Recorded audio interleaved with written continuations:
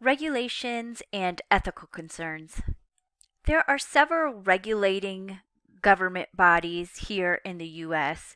For example, the FDA regulates and oversees the packaging and labeling of products.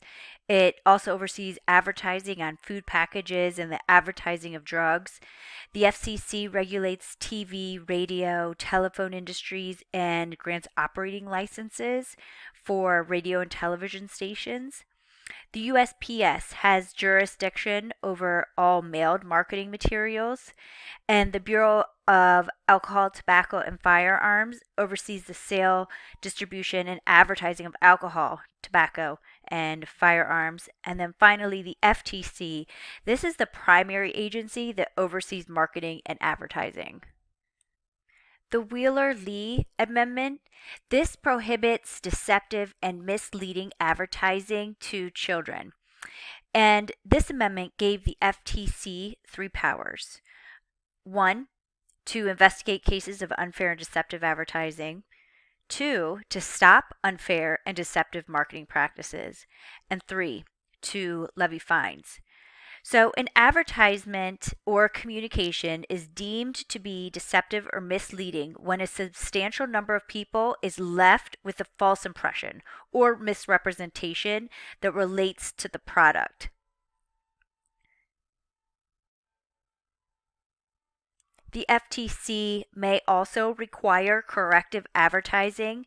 This occurs when a company must pay for ads that refute the false claims they made in previous ads. It is important to understand the difference between puffery and deception.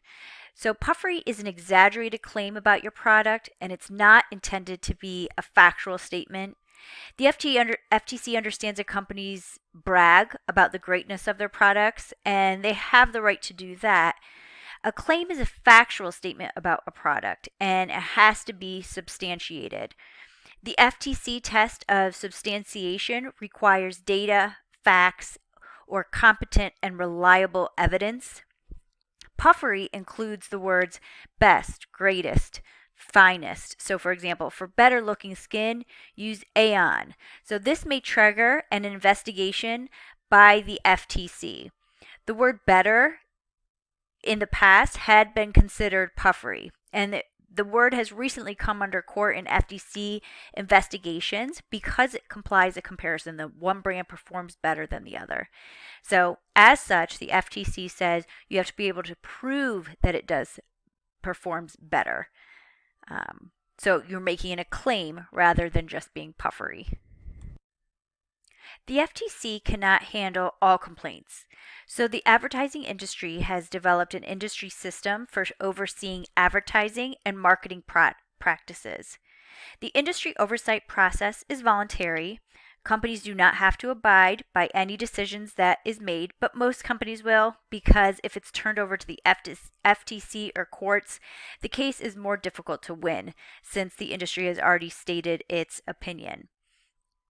The Council of Better Business Bureau keeps records of complaints against companies. So if someone wants to know if people have complained about a particular health club being unsafe or unclean, they should contact the Better Business Bureau. If a consumer requests information about a company, then the Council of Better Business Bureau will issue a summary report about the company. To investigate complaints about advertising, the CBBB has three agencies: the NAD, the NARB, and the CARU. So, the NAD is the National Advertising Division. The NARB is composed of advertising professionals and civic individuals. If the NAD finds an advertisement has not been properly substantiated, the NAD normally will ask the advertiser to modify the ad or discontinue using the ad.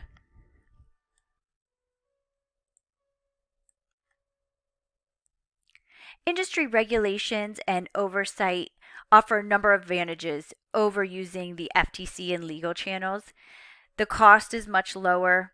Resolving the complaint is faster, and cases are heard by attorneys and business professionals with experience in the ad industry, not judges. Advertising or marketing practices may be deemed legal, but are they ethical? Morals are beliefs or principles that individuals hold about what is right and wrong. Ethics are moral principles that serve as guidelines for individuals and organizations. Marketing and advertising practices are affected by ethical and moral concerns. There are numerous criticisms against marketing and advertising.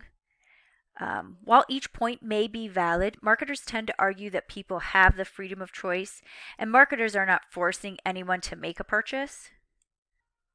Some critics say advertising causes people to purchase more than they can afford. They also argue that advertising puts too much emphasis on material goods. Marketers' response is yes, marketing does stress buying goods and services. That's what it's all about. But consumers still have the freedom of choice, and no one is being forced to make a purchase. A related argument against marketing is that it increases the cost of products. Yes, it does. Marketers admit to that fact, but through advertising, people become aware of goods and services and what they can provide. So without advertising, consumers may have not had access to this information. Critics have argued that advertising perpetuates the stereotyping of men, women, and minorities. The question that has to be asked is, does segmenting a market based on gender, age, ethnicity, or another demographic variable create stereotyping? The prime reason for segmentation is to reach a smaller demographic audience that possess similar traits, interests, opinions, and lifestyle. So, is the practice unethical? Is it bad business? Or is it reality? Another criticism of advertising is that it promotes the use of potentially harmful products such as alcohol and tobacco. Many do not like the advertising of feminine hygiene products, sexually related products, and other personal products. In the international arena, advertising of these products is often prohibited or carefully regulated. Some of these ads use nudity and sexual themes. Some are embarrassing, others promote sex. Marketers argue that companies have a right to advertise just like anyone else, based on freedom of speech. Advertising to children is one of the hottest topics when it comes to ethics. Children represent a huge market in terms of personal buying power, but also in the family purchases they influence. Critics not only find fault with advertising to children, but the tactics being used, since children do not have the ability to reason like adults. Ethical dilemmas are present in places other than advertising, including brand infringement, professional services marketing, gifts and bribery, spam and cookies, ambush marketing, and stealth marketing. The rise in sponsorship costs and expenditures has created a new problem, ambush marketing, which is a brand's association with an event when the brand has not paid the rights to be an official sponsor. Official sponsorships can cost millions, such as with the Olympics. So companies look for ways to capitalize on the event without paying the high cost of a sponsorship.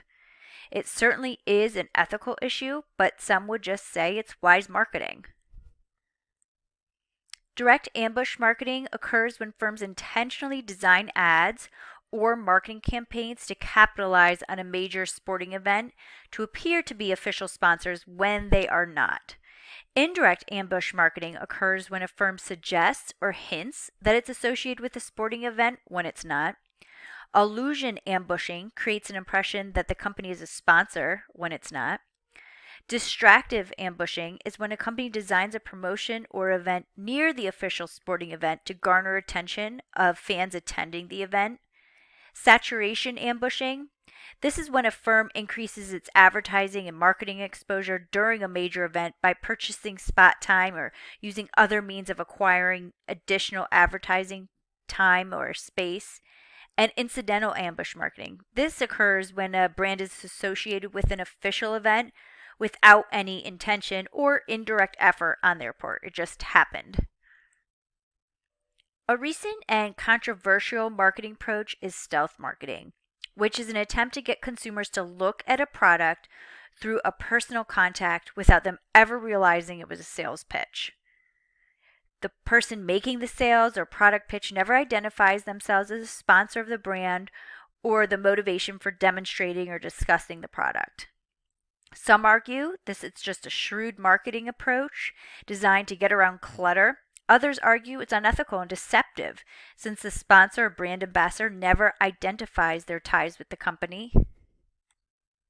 In response to what has occurred with unethical conduct within businesses, companies have developed ethics training programs, codes of ethics, and ethics consulting systems. Codes of ethics have been developed by most professional organizations. For marketing, it is the American Marketing Association. Most companies have developed codes of ethics to govern their workplace activities. Ethical hotlines have been developed where people can report unethical conduct. Laws have also been passed to protect the whistleblower from retaliation from the company. Ethics in the US is not the same as it is in other countries. What is considered ethical varies widely around the world. Legal systems vary because of cultures in each region. The US system of law is based on the principle of common law. European laws are based on the concepts of civil law. Many of the countries in the Middle East have laws based on religion and theocratic laws.